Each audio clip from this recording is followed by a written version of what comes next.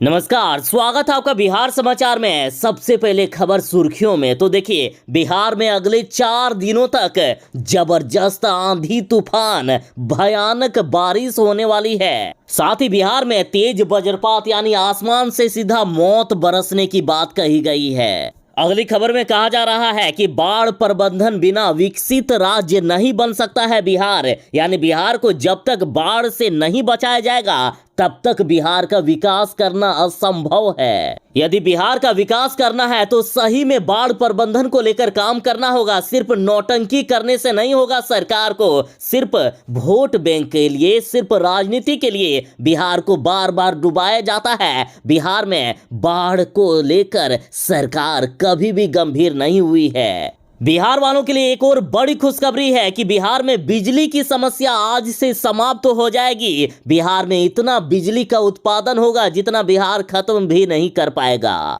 तो इधर किसानों के लिए बड़ी खबर है कि पीएम मोदी जी ने किसान सम्मान निधि की राशि जो 2000 रुपए करके किसानों को दिए जाते हैं वो राशि जारी कर दिए हैं। प्रायः सभी किसानों के खाते में राशि पहुंच भी गई है। अब देखिए, बिहार की राजनीति में बड़ी खबर आ रही है। अब मुकेश सहनी के बाद जीतनराम मांझी ने सरकार गिराने की धमकी दे दिए हैं। मुकेश सहनी के बाद जीतनराम मांझी ने एनडीए के लिए मुसीबतें बढ़ा दी। दरअसल विधान परिषद चुनाव में जीतनराम मांझी ने 1 सीट की मांग कर दी है और नहीं मिलने पर सरकार को चुनौती दे दी है।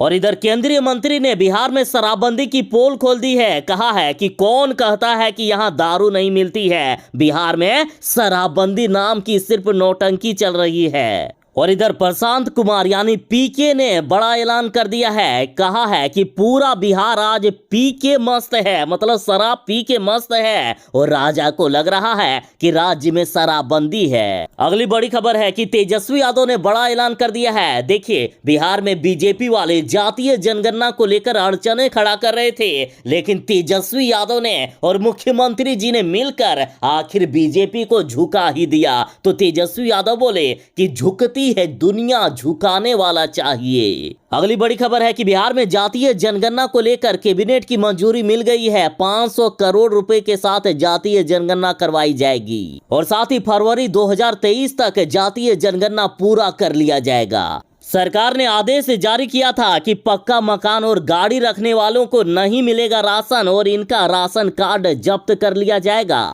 और साथ ही इन लोगों पर कार्रवाई भी की जाएगी। तो अब इसकी तैयारी शुरू कर दी गई है। जो लोग गलत तरीके से राशन उठा रहे हैं और राशन कार्ड बना रखे हैं उनकी अब खैर नहीं। आखिर बिहार में कैसे लागू होगा शराबबंदी? देखिए, इस सरकार की इस नौटंकी के कारण बिहार में शराबबंदी के नाम पर लोग लगातार मारे जा रहे हैं। मीडिया खबरों के अनुसार सरकार के भ्रष्ट नेता लोग और पुलिस वाले लोग, जो भ्रष्ट पुलिस वाले हैं वो लोग तो अपनी कमाई किसी तरह से कर ले रहे हैं, बीच में जनता मारी जा रही है। देखिए, बिहार के मधेपुरा में शराब माफिया का विरोध करने पर जो विरोध किए उस पर 10 गोली चला दी गई और बचाने आए भी गंभीर हैं। बिहार सरकार बिहार के सरकारी स्कूलों के शिक्षकों को सैलरी तो देती है, लेकिन कई शिक्षक हैं जो लोग ठीक से काम नहीं करते हैं और उसी के कारण बिहार का सरकारी स्कूल बर्बाद होता है, बदनाम होता है। लेकिन अब ये लोग ऐसा नहीं कर पाएंगे। देखिए, कई शिक्षक ऐसे हैं जो स्कूल नहीं आते हैं लेकिन कोई दूसरा उनकी हाजिरी बना देता है या फिर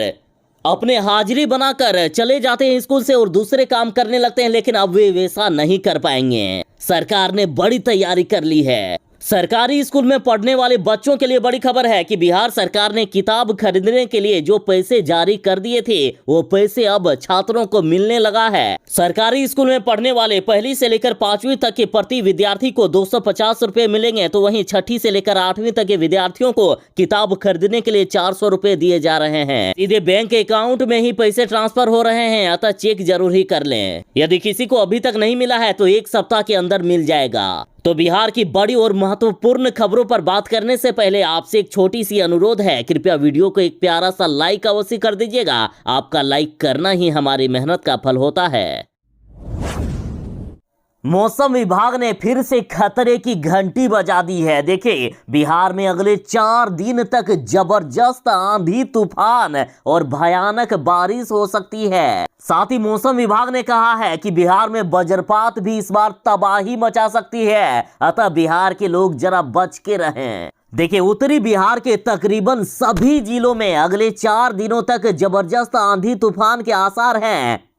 आईएमडी ने उत्तरी बिहार के सभी जिलों को अलर्ट किया है। रिपोर्ट के मुताबिक इस दौरान 30 से 40 किलोमीटर प्रति घंटे की रफ्तार से हवा चलेगी। तो वहीं दक्षिण बिहार में उमस भरी गर्मी का दौर चलता रहेगा। हाँ, कहीं कहीं छिटपुट आंधी तूफान और बारिश हो सकती है। तो आखिर किन जिलों में भयानक बारिश होगी? तो देखिए, बिहार के पश्चिमी चंपारण, पूर्वी चंपारण, गोपालगंज, मुजफ्फरपुर, दरभंगा, सीतामढ़ी, शिवहर, मधुबनी, सहरसा, सुपौल, अररिया, किशनगंज, पूर्णिया, कटिहार, भागलपुर और मुजफ्फरपुर में तेज आंधी तूफान यानी भयानक बारिश हो सकती है। इन जिलों के लोग जरा विशेष रूप में सावधान रहें। उसके साथ ही बिहार के अन्य जिलों के लोग भी सावधान रहें। बिहार में कभी भी मौसम बदल सकता है। बिहार में हल्की बारिश का अनुमान बाकी जिलों के लिए कहा गया है, लेकिन कई जिलों में बिहार में तेज आंधी तूफान की भी बात हो रही है। और सबसे खास बात कि बिहार में वज्रपात से आए दिन लोगों की मौत हो रही है। अतः जब मौसम खराब हो तो कृपया घर से बाहर ना निकलें।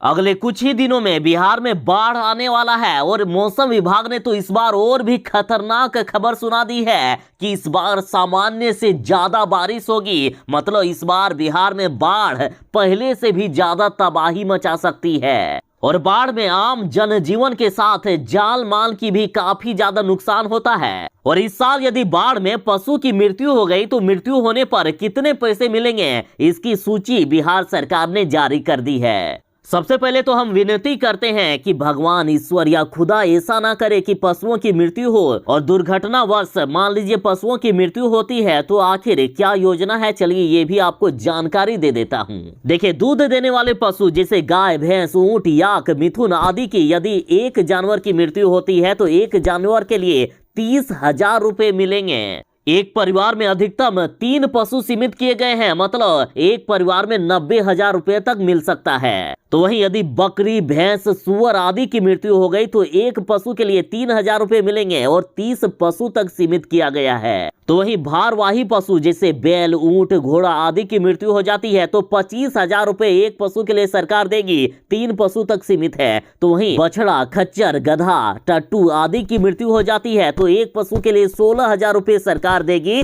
6 पशु तक सीमित किया गया है। और पोल्ट्री यानी मान लीजिए मुर्गी की मृत्यु हो जाती है तो एक मुर्गी के लिए 50 रुपए दिए जाएंगे, अधिकतम 5,000 रुपया तक दिया जाएगा। बाढ़ के दौरान पशुओं की मृत्यु होने के 2 कंडीशन हो सकते हैं। पशु मृत्यु के पश्चात यदि शव प्राप्त हो जाए तब तो कोई दिक्कत नहीं है, जांच करने के बाद आपको मुआवजा दे दिया जाएगा। और दूसरा कंडीशन, यदि पशु शव प्राप्ति नहीं हो, आवेदन तो भरना ही पड़ेगा और उस आवेदन में या तो स्थानीय मुखिया या पंचायत समिति सदस्य या जिला परिषद सदस्य या सरपंच या पंच या फिर वार्ड सदस्य द्वारा आपको प्रमाणित करना होगा। उसके बाद आपको मुआवजा मिल जाएगा। फॉर्म डाउनलोड करने के लिए या ज्यादा जानकारी के लिए www.ahd.bih.nic.in पर जाएं।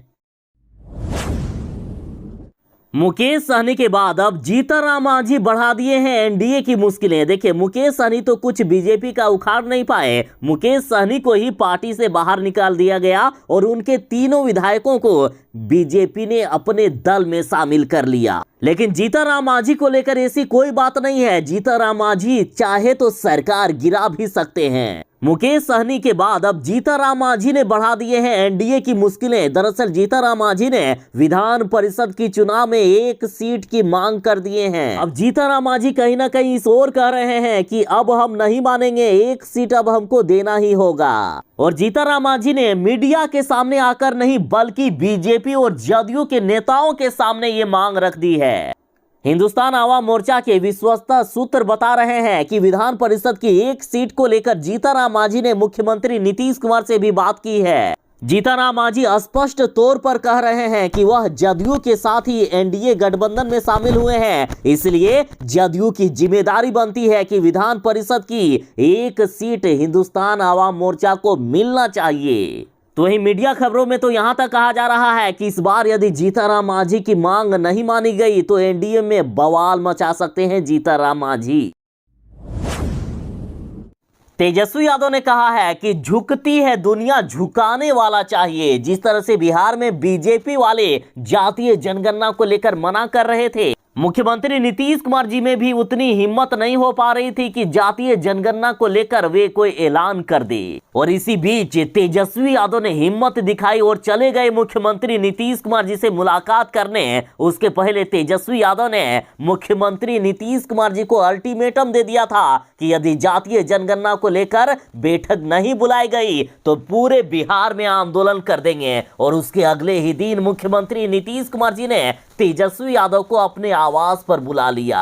फिर तेजस्वी यादव और मुख्यमंत्री नीतीश कुमार जी में बात हो गई। अब पीछे से बीजेपी को डर लगने लगा कि कहीं मुख्यमंत्री जी तेजस्वी यादव के साथ ना चले जाए। यदि ऐसा हो गया तो हम तो कहीं के नहीं रहेंगे। और इसलिए अब खबरों में कहा जा रहा है कि अपनी डूबती नैया को बचाने के लिए बीजेपी वाले भी आखिर मान ही गए। बिहार में जातीय जनगणना अब हो रहा है और इन्हीं सब मुद्दों पर तेजस्वी यादव ने कहा है कि झुकती है दुनिया, झुकाने वाला चाहिए। उसके साथ ही तेजस्वी यादव ने कहा कि बीजेपी दूसरे राज्यों और देश में जाति आधारित जनगणना के विरोध में है ना अद्भुत।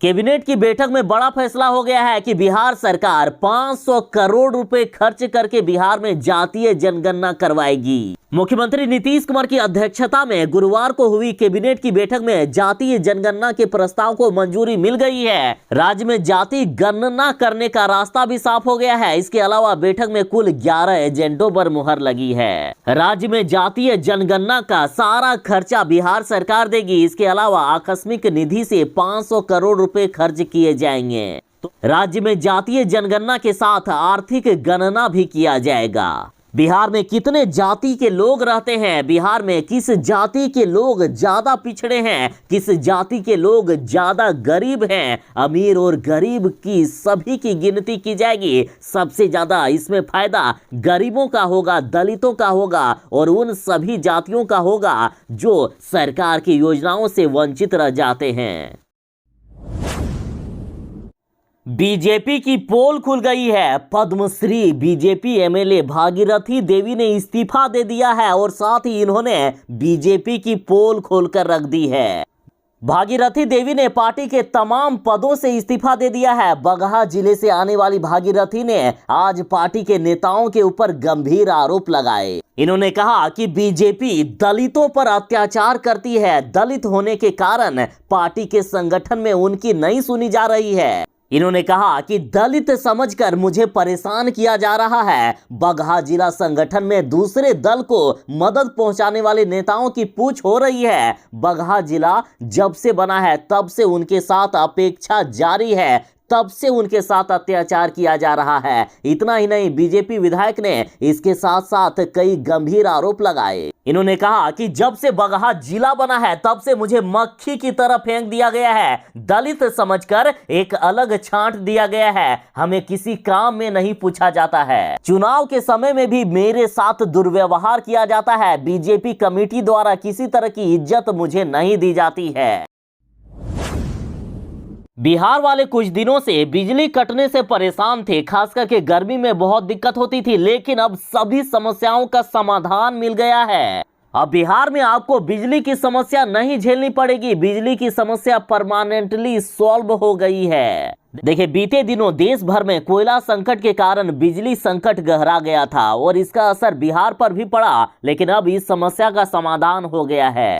एनटीपीसी के पूर्ण स्वामित्व वाली नवीनगर पावर जनरेटिंग कंपनी के थर्मल पावर स्टेशन के 660 मेगावाट की तीसरी इकाई ने उत्पादन करना प्रारंभ कर दिया है और इससे बिहार को आज से 559 मेगावाट अतिरिक्त बिजली मिलने लगेगा। अब बिहार को एनटीपीसी से 5922 मेगावाट बिजली मिलेगी। वहीं एनपीजीसी से 1122 मेगावाट की जगह अब 1680 मेगावाट की बिजली मिलेगी। मतलब अब बिहार में बिजली की समस्या पूरी तरह से खत्म हो जाएगी। तो है ना कमाल की बात। पप्पू यादव ने कई सवाल उठाए हैं कि बिहार में सिर्फ जातीय जनगणना नहीं बल्कि बेरोजगारी और शैक्षणिक जनगणना भी होनी चाहिए। पप्पू यादव ने कहा कि जातिगत जनगणना करवाने के लिए सब साथ हैं, लेकिन बेरोजगारी, पलायन और शैक्षणिक जनगणना भी होनी चाहिए। उन्होंने कहा कि यहाँ सिर्फ जातियों और उपजातियों की गणना की बात हो रही है, जबकि मेरी मांग है कि इस जनगणना में आर्थिक, शैक्षणिक, बेरोजगारी और राजनीतिक भागीदारी को भी शामिल किया जाना चाहिए। साथ ही पप्पू यादव ने कहा कि जाति आधारित जनगणना कराना कोई नई बात नहीं है। कई राज्य तो 2-2 बार, 3-3 बार इसे करवा चुके हैं, लेकिन वहां भी ज्यादा फायदा नहीं हुआ है। अतः बिहार में बेरोजगारी, पलायन और शैक्षणिक जनगणना भी होनी चाहिए। बिहार के सरकारी स्कूल की पढ़ाई की लगातार बदनामी हो रही है। लगातार बिहार के सरकारी स्कूल की पोल खुल रही है। सरकारी स्कूल के कुछ शिक्षक पूजनीय हैं, लेकिन कुछ शिक्षक ऐसे हैं जिनको प्राइवेट से एक तो सैलरी 10 गुना मिलता है, उसके बावजूद ये लोग पढ़ाते नहीं हैं। कई शिक्षक ऐसे होते हैं जो अपना हाजिरी बना के भाग जाते हैं और अपना दूसरा काम निपटाने लगते हैं। और इन सब को रोकने के लिए बिहार सरकार ने नया नियम लागू कर दिया है। अब बिहार में शिक्षक स्कूल से जाते वक्त भी बनाएंगे हाजिरी, और साथ ही व्हाट्सएप ग्रुप पर शेयर करना होगा रजिस्टर। व्हाट्सएप ग्रुप पर रजिस्टर शेयर करने पर फायदा ये होगा कि मान लीजिए कोई शिक्षक जाते वक्त हाजिरी नहीं बनाता है और अगले दिन तो आके वो बना सकता है, इसलिए रजिस्टर व्हाट्सएप ग्रुप पर शेयर करना होगा ताकि उसमें कोई छेड़छाड़ नहीं किया जा सके। देश से अभी कोरोना गया नहीं है। देखिए, सोनिया गांधी कोरोना संक्रमित हो गई है, उसके साथ ही कई कांग्रेस के नेता भी कोरोना पॉजिटिव पाए गए हैं। अब कोई ये मत समझ लीजिएगा कि नेशनल हेराल्ड केस में सोनिया गांधी और राहुल गांधी को ईडी ने बुलाया और इसी का बहाना करने के लिए ये लोग कोरोना पॉजिटिव होने का बहाना बना रहे हैं। ऐसा बिल्कुल भी नहीं है। देश में कोरोना गया नहीं है। कई राज्यों में कोरोना के मामले बढ़ रहे हैं और इधर देखिए, सोनिया गांधी कोरोना संक्रमित पाई गई है। कांग्रेस प्रवक्ता रणदीप सुरजेवाला के मुताबिक सोनिया गांधी को बुधवार की शाम हल्का बुखार आया था, जिसके बाद कोविड टेस्ट कराया गया। कोविड टेस्ट में सोनिया गांधी कोरोना संक्रमित पाई गई है। सुरजेवाला ने बताया कि पिछले दिनों सोनिया गांधी पार्टी के जिन नेताओं और कार्यकर्ताओं से मिली थी, उसमें कई लोग कोरोना संक्रमित पाए गए हैं। गौरतलब है कि ईडी ने 8 जून को सोनिया गांधी को पूछताछ के लिए बुलाया है और सुरजेवाला ने उम्मीद जताई है कि सोनिया गांधी 8 जून से पहले ठीक हो जाएगी। बिहार के परिवहन मंत्री ने बड़ा खतरनाक बयान दे दिया है। देखिए, बिहार में अब नहीं चलेगी 15 साल पुरानी गाड़ियां, और इन गाड़ियों को हटाने के लिए सिर्फ 15 दिनों का समय दिया गया है। आप ये भी जान लीजिए कि ये पहली बार नहीं है कि बिहार सरकार ने इस तरह की घोषणाएं की है। कई बार घोषणाएं होती है कि बिहार में 15 साल तो कभी 20 साल पुरानी गाड़ियों को बंद कर दिया जाएगा, लेकिन बार बार समय बढ़ाया जाता है। अब देखना यह है कि इस बार सरकार क्या वाकई बंद कर सकती है या फिर से टाइम बढ़ाया जाएगा। और साथ ही विभाग से बड़ी खबर यह भी आ रही है कि सरकारी गाड़ियों को जरूर ही बदल दिया जाएगा। 15 साल पुरानी गाड़ियां अब बिहार में नहीं दिखेगी। गिरिराज सिंह ने राहुल गांधी पर वार किया है। गिरिराज सिंह बोले हैं कि राहुल गांधी को देश और दिशा का ज्ञान ही नहीं है, इसलिए वो भारत को गाली देने लगे हैं। केंद्रीय मंत्री गिरिराज सिंह का पूरा बयान सुनिए। उन्होंने कहा कि मैं नाम नहीं लेना चाहता हूं, लेकिन कुछ लोग हैं जिनमें राहुल गांधी भी शामिल हैं, जिन्हें देश और दिशा का ज्ञान नहीं है। देश की सीमा पर जब चीन से विवाद होता था, अरुणाचल का मामला हो, तो वह पहले भी तत्कालीन विदेश मंत्री सुषमा स्वराज से नहीं पूछते थे, वो जाते थे चाइना के एम्बेसी में। आज वो नरेंद्र मोदी को गाली देते देते भारत को गाली देने लगे हैं। मैं समझता हूं कि ये उनका दोष नहीं है, राहुल गांधी का दोष नहीं है, ये उनकी समझ का दोष है। टुकड़े टुकड़े गैंग भारत को बदनाम करने के लिए मोदी का विरोध करते करते आज देश का विरोध कर रहे हैं। साथ ही इन्होंने कहा कि लोग पूछते हैं कि मोदी ने क्या किया, तो देखिए, मोदी ने कश्मीर से धारा 370 हटाया, सीएए कानून बना, किसान आंदोलन के बाद तीनों कृषि कानून भी वापस हुए। अपने पहले कार्यकाल में मोदी सरकार ने नोटबंदी, 3 तलाक के खिलाफ कानून, सर्जिकल स्ट्राइक को लेकर चर्चित रही थी, और इस दौरान अंग्रेजों के जमाने के 1450 कानून भी खत्म किए गए। नरेंद्र मोदी सरकार की प्रमुख स्कीमों में जनधन योजना, आयुष्मान योजना, प्रधानमंत्री गरीब कल्याण अन्न योजना, प्रधानमंत्री किसान सम्मान निधि योजना, प्रधानमंत्री मुद्रा योजना, प्रधानमंत्री आवास योजना, आयुष्मान भारत योजना और उज्ज्वला योजना शामिल है। बीजेपी को चुनावों में इन योजनाओं का ही फायदा मिलता है।